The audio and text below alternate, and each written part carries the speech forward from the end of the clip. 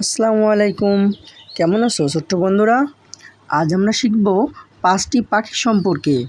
তার মধ্যে সবার প্রথমে যে পাখিটি সম্পর্কে জানব সেটি হলো আমাদের জাতীয় পাখি দোয়েল। এটি হলো আমাদের জাতীয় পাখি দোয়েল।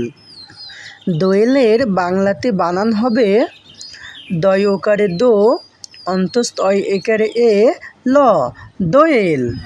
আর এই দোয়েল পাখির ইংরেজি অর্থ হলো ম্যাকপাই।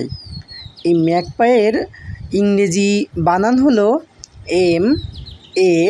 MAGPI, magpie. অর্থাৎ দোয়েল পাখির ইংরেজি হলো ম্যাকপাই। আর এই সুন্দর পাখিগুলো কিভাবে ডাকে জানো? নিজে শুনে নাও।